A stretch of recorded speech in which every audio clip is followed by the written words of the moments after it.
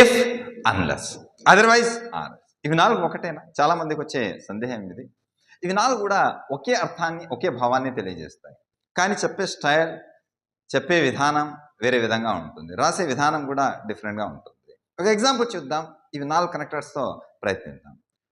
మొదటగా, మీరు ప్రయత్నిస్తే మీరు సక్సెస్ అవుతారు.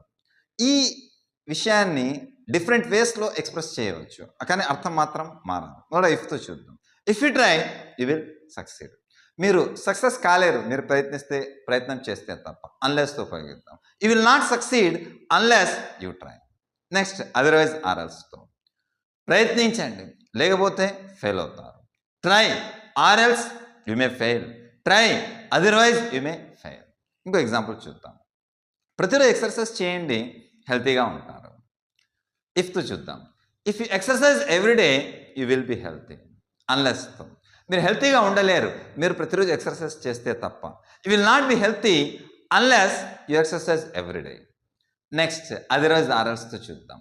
ఎక్సర్సైజ్ చేయండి, లేకపోతే అన్హెల్తీ అవుతారు. ఎక్సర్సైజ్ ఎవ్రీడే, ఆర్ఎల్స్ లేదా otherwise you may become unhealthy. ఇంకా number of examples, number of connectors గురించి తెలుసుకోవాలనుకున్నట్లయితే నా పీడిఎఫ్ చదవండి. ఈ పీడిఎఫ్ కోసం యాప్ డౌన్లోడ్ చేసినా మీరు పర్చేస్ చేయొచ్చు, లేదా డైరెక్ట్గా మెసేజ్ అయినా చేయొచ్చు వాట్సాప్ ద్వారా, లేదా కాంటాక్ట్ కూడా అవ్వచ్చు. Thanks for watching.